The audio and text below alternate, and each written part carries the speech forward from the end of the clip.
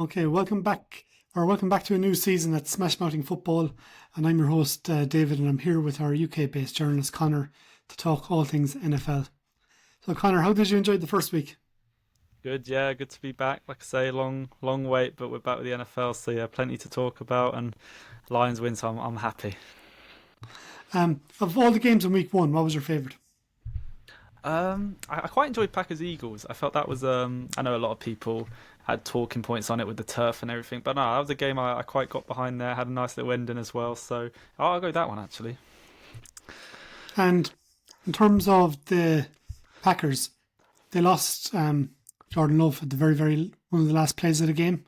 How are hmm they going to get through the next 4 to 6 weeks? Yeah, that's going to be an interesting one. Malik Willis, I think a guy I actually liked coming out. Everyone thought he could go top 10, and then I think he fell sometime day two, maybe even day three. I think so. Yeah, I He's think he not was turned up. the second or the third overall quarterback taken in the third round by the That was a Titans. funny class that one was. Yeah, it was crazy. He's probably the worst quarterback Was class we've ever seen. Um, yeah, definitely up there. and But I've yeah, I think seen just go on. go on. No, you I've go. seen in recent days they've been linked to Ryan Tannehill, Mm. another Titans QB. X1, yeah. So I don't know if there's a connection there with Lafleur, but like I say, I feel Willis is the guy there at the minute. But the run game, I think the run game they're gonna have to lean heavy on that. Josh Jacobs is their big addition there. So it didn't start off great against the Eagles. They had a bit more success in the second half there, but yeah, I think it is going to be tough for the Packers without Jordan Love. I think they could get off to a slow start, definitely. Yeah, and I wouldn't mind they played some really exciting football on Friday night. Their wide receivers, they must have the best top four wide receiver group in the NFL. Yeah. And Jordan Love looked like he was continuing where he left off last season. Where do you think it turned in terms of the game itself, with the Eagles winning? I think, like I say, I don't think Jordan Love had his best day personally. He reminds me when I was like this. He reminds me so much of Rodgers, like, and obviously he's been hanging around him a lot, but he made a lot of throws. I just feel like he just kind of starts leaning back on his back foot when he has no reason to, and he was inaccurate. And then the Eagles' offense started getting going a bit there. Barkley looked good. I mean, Jalen Hurts doesn't have to do as much running now, so that might help him later on in the season. But I think that the Eagles' offense just started to turn it on a little bit towards the end, and the Packers couldn't keep up with them. Yeah, they really got their run game going, and even though they had a few wayward snaps, um, when that offensive line gets going, they're probably the best in the NFL. Um, my favorite game of the weekend was probably the opening one, the Ravens against the Chiefs. I thought it was really high level for a first week game. We saw the best of Lamar Jackson, and then we saw the Chiefs continuing to do what the Chiefs do in terms of, really playing high level attack football. And they really got into the a lot of the young players in the Ravens O line, and Chris Jones was kind of dismantling them nearly by himself, trying to pick a different person to pick on every drive. I thought it was a really high level game that went fairly down to the wire. It did, yeah, close ending there. I did fall asleep halfway through it, so on that one it was tough to keep up with them with the 1 a.m. games. But yeah, I think the Ravens O line was the big question mark for me there. It really struggled a bit, didn't it? And it's whether they're going to be able to have that high offense running attack really with a bandaged O line, a brand new one at least. Yeah, I wouldn't. I think they're down one or two, but I wouldn't be surprised if they pick up a couple of free agent O linemen just to add to the mix. Because they lost a lot of talent at that side of the ball in the off season. So let's go to your Detroit Lions. What did you make of the Detroit Lions? That was a Yeah, fantastic game as well. it was, yeah. Like I say, talking about finishing off from the other season, that was the one in the wild card game between the Rams and Lions was good. So it's always good to get one over Stafford and the Rams. As much as I do like him, and I felt he shouldn't have been booed this time. I did feel it was a bit bad booing him in a Week One game, but no, I think the defense looked good.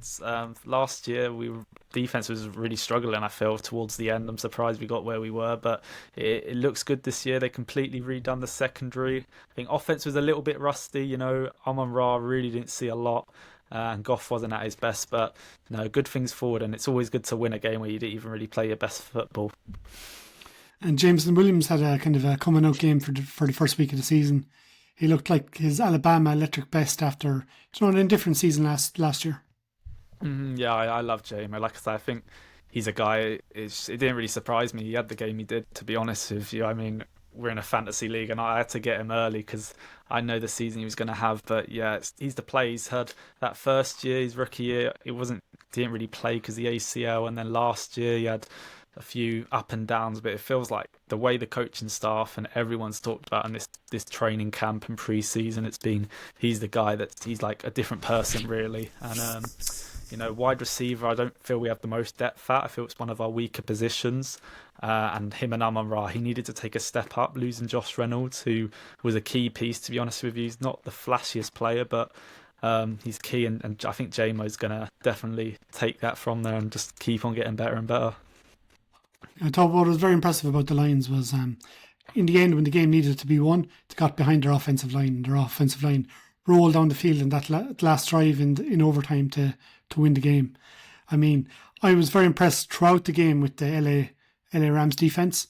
I think they're one of the best young defensive lines in the NFL. I mean, they hit on two D linemen last season, and then they picked up the two guys from Florida State, Braden Fisk and Jared Verse. And for me, this is an up and coming monster of a D line that I think will hit a stride during the season. And I would not be surprised if they make the playoffs that Aaron Donald will come back to join them. I know. That's your hot take. See, I feel that with Jason Kelce. I feel if the Eagles get on a run there, he could be the guy to return. I can't see it with Kelce. Just the fact that I think he's one of the reasons why he retired was with the tush push. He was getting so many bangs in the head. I think that had something to do with it, because his play last year was outstanding. But he was tush pushing 3 or 4 times every game, and I think he was probably thinking of the longer game of when he retired. But I think Aaron Donald was at a USC game on Saturday night, and he was wearing a T-shirt saying "all was ready" or something. I can't remember exactly what it said, but he was basically putting a notion out there, and I certainly am biting on that one. So of the teams that played in week 1, who surprised you the most? I quite like the Steelers. I think I've never been a big fan of Arthur Smith and that offense with Justin Fields and Wilson. Who's at QB? You never know what's going to happen. But I do. We always like the Steelers defense. They've had a top defense now for years. TJ Watt looked amazing. Again, like I say, probably one of the favourites for Defensive Player of the Year. And I just feel with Justin Fields at the QB, I've always quite liked Fields. Even at Ohio State, I always preferred him to Lawrence in college. And in a running offense, I think if you need him you don't need him to make all the big passes if you play it around him in that sense. I think they should stick with Fields instead of Russell Wilson. But yeah, they definitely surprised me. I didn't think they were going to be a top team this year, but maybe they can sneak into a playoff spot there with the Ravens and the Bengals even struggling a bit. Yeah, I think the Steelers are a good shot for a playoff. And as you said, Arthur Smith has always been looking for a running quarterback, and now he's landed with Justin Fields. What I liked about the Steelers as well is last year I think they added 2 pieces to their offensive line, and this year with their first 2 picks, again they went offensive line. So if they can run the ball, they should be a really, really tough team, because they have the defense. All they need to do really is get their offense going a little bit, and it can't be worse than it really can't be worse than last year. No, yeah. And Mike Tomlin as well, top coach as well. Yeah, there's a nice pickup with the Michigan wide receiver as well in the 3rd round. Is it Roman Wilson, I think? Roman Wilson, yeah. He's a big body receiver, and he's good at contested catches. So if he can, if George Pickens on one side of the field, and if he can pick up the slack on the other side of the field, this could be a varied offense. And I think the Steelers are a good pick for a playoff. I'd be certainly surprised if they didn't make it, even though they're in the toughest division in football. Let's talk quarterbacks. Who impressed you in terms of the rookie quarterbacks? And I'll throw in the second year. I'll throw in the second year quarterbacks as well, because there was 3 or 4 of them kind of getting their first start at week 1 during this time around. Oh, I'll let you open with that, just because I didn't pay too much attention to the rookies. I know you're heavily with Jaden Daniels as well involved there. Yeah, so he looked like a class apart. He really did. He looked like the best quarterback Washington have had in over a decade.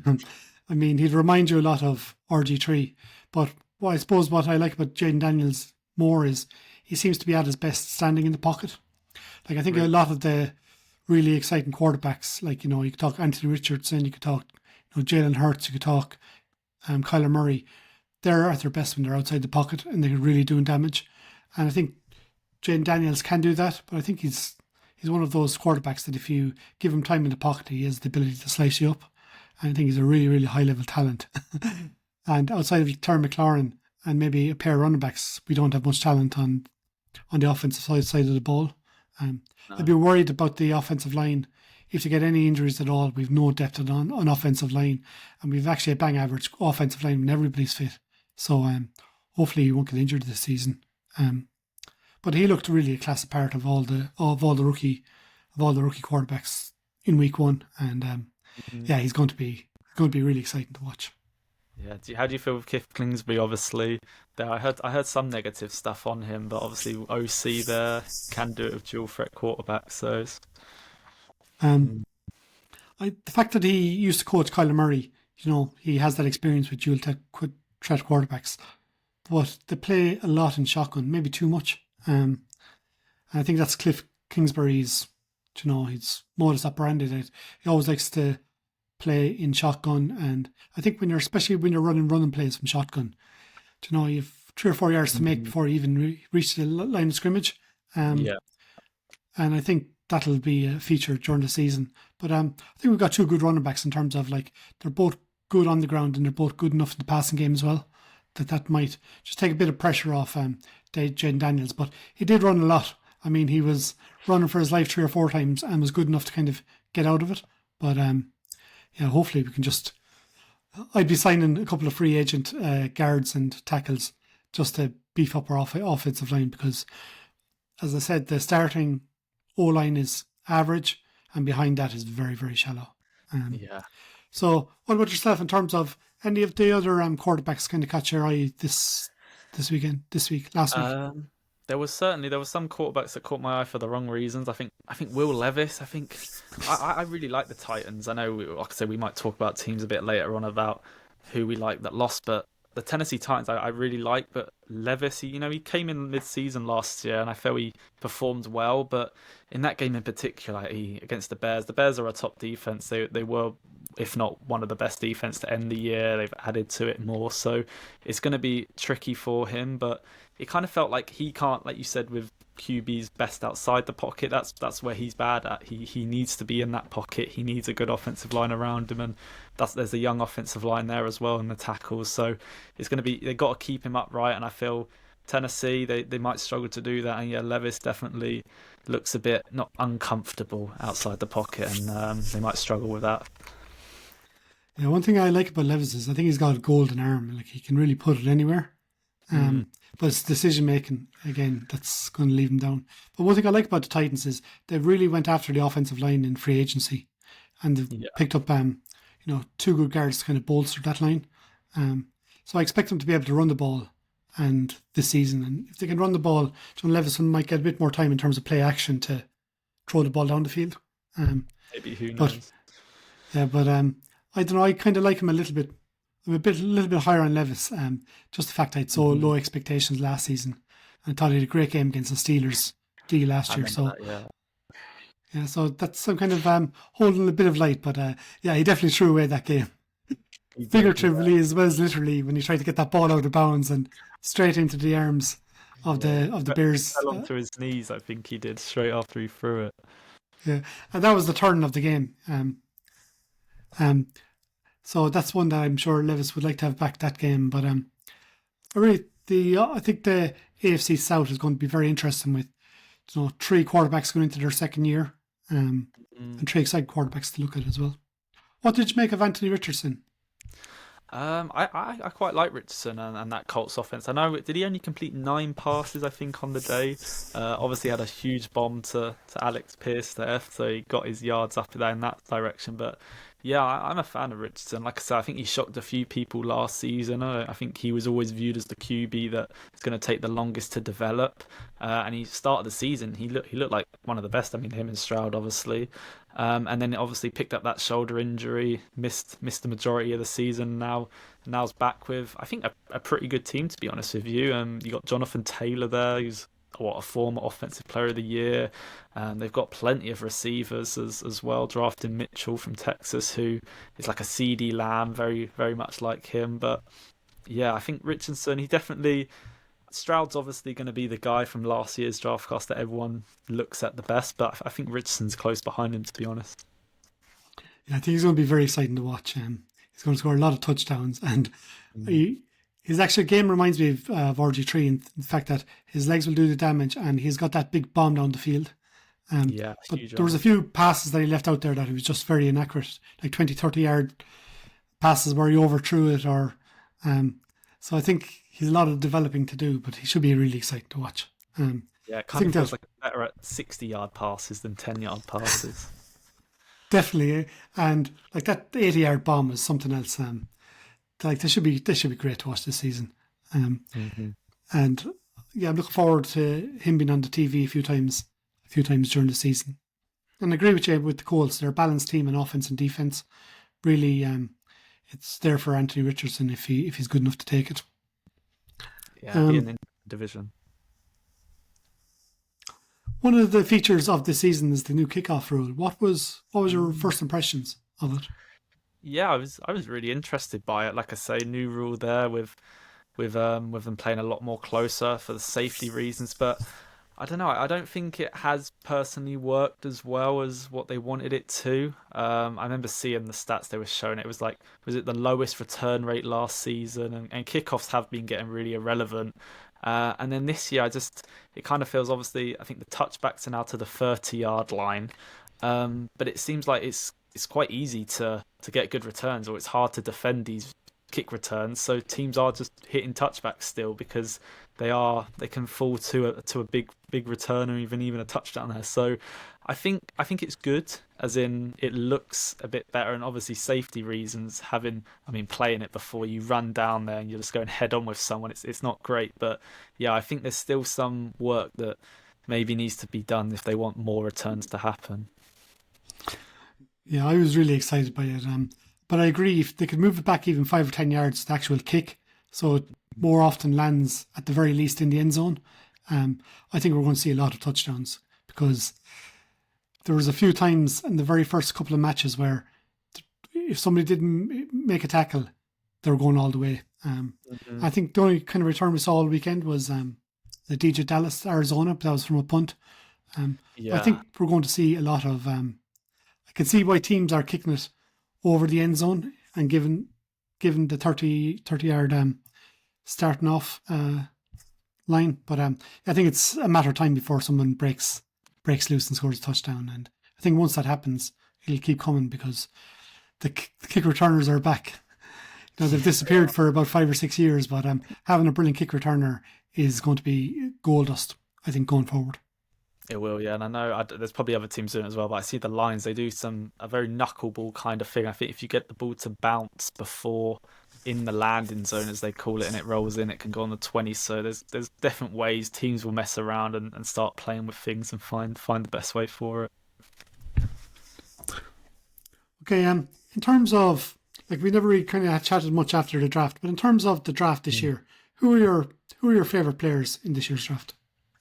Oh, I was a big fan, of Neighbours at the top of the draft. Like I said, I felt Marvin Harrison's going to get all the eyes, isn't he? With what he's done at Ohio State, and that's all fair. But I think Neighbours, I remember seeing him, and I don't know if it was just because he was at LSU, but it really did feel like watching Chase. I remember watching that Jamar Chase year, Justin Jefferson, and Joe Burrows, and that LSU team in general, and then seeing Neighbours, it kind of looked like a spitting image there. So I don't know about his situation in New York with Daniel Jones. I don't think it's going to be too good for him, but he's a player. I feel talent wise, I feel he was one of the best players in the draft. And about you? My favorite player in this year's draft, outside the quarterbacks, was Brock Bowers. Um, Mm. I've been following him in college for the last 2 or 3 years, and again, I don't think he landed in the best position with in terms of the quarterbacks they have at the Raiders. But I think he's just great at getting separation, has great hands, brilliant after yards after the catch, and I think he is going to be one of the best tight ends in the NFL within his first 2 years. I think he just Yeah. has that. He just has it. Has that sparkle of magic dust. Go on, give me another player that you liked in this year's draft. Oh, I was a big fan of, and I think a guy that's I think is in a good situation is Brian Murphy, the D tackle. He landed with Seattle in the end. I think he fell a little bit, to maybe to the mid-teens. It's been a while now, but yeah, I really liked him. I think he's that free tech kind of guy that's going to get pass rush, great against the run as well. And I'm a big fan of Seattle over there. Mike McDonald, the head coach. I remember, like I say, he was Michigan when Aiden Hutchinson was there, so I was a big fan of watching that. And then he did amazing things at Ravens. I think he was going into like the head coaching kind of thing. He was my favorite kind of candidate for any team, and I think he's going to build a top defense there. And Brian Murphy in the middle of the D line, it doesn't really get much better than that, to be honest with you. Yeah, Seattle were very impressive in terms of defense on week one, and they have a lot of talent in terms of their secondary, in terms of their D line. This is certainly a defense to watch over the next few years. My second one, I'm going to go quarterback. Just the fact that he was one of my favorite players coming out last year was Penix. I think he landed in a tough situation with Kirk Cousins just arriving at the Falcons. But I was very impressed with Penix. I liked the way I thought of all the quarterbacks in the draft this year, he threw the ball the most accurately. And I was kind of expecting him to be the third quarterback off the board. I thought New England were kind of like just talking about Drake May, but that they would take Penix. I thought that would have been a great position for him to be in. Obviously, he's not in a great position at the moment, but I would not be surprised just looking at Kirk Cousins. He looked like he could barely move in week one, and I would not be surprised that Penix will get his chance at some stage this season. Definitely, yeah. I'm very not a fan of the Falcons or some of the moves Falcons have made with Cousins. I really do feel it's strange, the whole signing him and Penix. But yeah, I think if Cousins keeps playing the way he does, then they're going to have no choice but to play Penix, like you say. I think they're kind of playing chess with Cousins. I think they have every intention of trading him next season, Really, and they're hoping to get I never thought the of that. sign, give him the money, and hopefully get a first or maybe a first and a second round pick off somebody desperate next season. And I think they're playing chess with that because if they were really all in on him, they wouldn't have drafted Penix. Definitely, yeah. It's a very strange situation, I find, just because I think they compared it to the Jordan Love, didn't they? They thought we want this guy to sit behind him for many years, but Cousins doesn't have a rapport with the Falcons, and like I say, if he does this for another 2 weeks, then the Falcons fans are going to be calling for his head. He's not going to have time to settle in. So, like I said, a trade, I think that's probably going to be the outcome of this whole Cousins thing. Of all the teams that lost in week one, which most impressed you?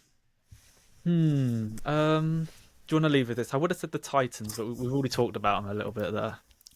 Yeah, I was going to go with the Rams, but we've already talked about them. But one point I'd like to make with the Rams was Matt Stafford and Cooper Kupp. They looked like they were back to their Super Bowl best. I mean, Cooper Kupp, he's been injured for most of last season, but he just looked on fire. Like some of his catches, sideline catches, and some of his turns at the top of his runs, and himself and Stafford just seemed to be, two heads, one brain all game, and I thought they really lit it up. I thought the Rams were the better team against the for the Lions for much of that game, and they were the team that most impressed me. If I was to put money on a team making the playoffs, the Rams would be fairly high on the list. Definitely, yeah. Like I say, Cup really impressed me. I think I've already said this. Like I thought Cup was one of those receivers that was sort of heading downhill, and that was getting a bit washed in this league. But yeah, he reminded everyone in that game definitely that they don't. I mean, they're going to need him because Nakua's gone to injury reserves now. But yeah, Cup definitely looked back to his best, and I think reminded everyone like he is a top 5 receiver in this league. Don't forget about that. And like you say, I really like the Rams going into the season. I actually kind of thought the Rams might win that division. The 49ers did surprise me in that they looked really good. I thought they would struggle out the gates, but yeah, I think that's going to be the Rams and 49ers. I think it's going to be a close one for that division. Yeah, especially you think the Rams, 49ers, Seattle, and Arizona look pretty good now in um, their loss to The Bills, they did to the end. They were winning that game Bills. at the start, and then yeah, Josh Allen did Josh Allen things, and Kyler Murray had a chance to win it. But yeah, I think the Cardinals did look the good. I was surprised with their defense, even though they gave up about 30 odd points. But yeah, they got. I think they didn't use Marvin Harrison a lot, and I feel going forward, if they use that a lot more, then their offense is probably going to be better than expected. And so coming to the end now. Do you have any hot takes for the season? What's your biggest hot take for the season? Biggest hot take for the season will have to be, I think we said the Browns. Obviously, they had a bit of a disaster game there against Cowboys. That got his new contract. But yeah, Deshaun Watson, I think we said now he's no more excuses for him now. He's had a couple years in this Browns offense. The rust isn't there anymore. He needs to look like the quarterback he did in like his rookie year, his second year. But I think he's a guy that could honestly be benched mid-season. I wouldn't be surprised if we get to week 6, 8, halfway through the year, and the Browns are struggling on offense, and they turn to a guy like Jameis Winston, honestly, because I think going into the year, we heard that they want to be more of a passing attack. They've always been a running attack with Chubb, and him off this ACL now might not be able to carry the load as much, but they're a team that want to very precise offense. I think I can compare it with the Lions and Goff. Everything's got to be on pinpoint position. When you get to like your 5th step back, the receiver's going to be here, and so everything's got to be on point. And Watson isn't that type of QB. He's a QB that wants to go off his own script, start rolling out the pocket, and I don't think the Browns are going to like that. And like I said, I think it's going to get to halfway through the year, and they're going to lose faith in him and potentially bench him. Do you think the fact that the Browns fans have never taken to Deshaun Watson and his big public falling for grace, do you think that had a lot to do with his fall off? Definitely, yeah. It's a very strange one. He was out of the game. Was it for a year, maybe even 2 years at some point? But like I say, He was a year out at Texas, and then he suspended for his first year at the Browns. So he's 2 years out altogether. Yeah, and then last year, I think by halfway through the season, he got put on injury reserves and missed half of it. So he's not played much, really. And like I say, doesn't look that. He's lost a lot of reps in that time. And I remember his rookie year, he looked tremendous. But yeah, he's far from that now. And he's just been on a decline since. And it really doesn't look like he's ever going to bounce back. But yeah, I can't see it happening as well, to be honest. Especially with their defense. Like he doesn't have to be Deshaun Watson. He just has to be somebody who can make the third downs. Yeah, it's an interesting, certainly one to keep an eye out for the season. I don't wish him any luck either. Like I think he's another couple of court cases coming down the track as well. My big hot take on Sunday night was just looking at the Giants, and all I could think about is, geez, what this team could do with Bill Belichick as head coach. And then I started listening to the podcast on Monday, Tuesday, and Wednesday, and everybody had the same idea. Maybe there's more validity in it that way, but yeah, I think Bill Belichick to the Giants could very well happen if they continue what they put on display in week 1. Yeah, I've never thought of that. I've always thought him and Dallas makes a lot of sense, but they would have maybe done that this off season if it was going to happen. So I'm a fan of Brian Dabo. But yeah, that the Jets have struggled really, and I don't know if Daniel Jones is the main cause of that. He may be, and obviously they've let Barkley go. So yeah, I feel another year now, poor year, obviously because they made playoffs under their first year. Then Dabo could definitely be on the hot seat, but he's a guy I've always felt. Ben Johnson, if he ever gets a big, just mute myself. If Ben Johnson, I think, gets a head coaching job, I've always thought Dabo could. If he gets fired from the Giants, I always felt he would be the Lions OC. If both of those do end up losing in a way. Yeah, I think the hottest seat in football at the moment is the New York Giants GM.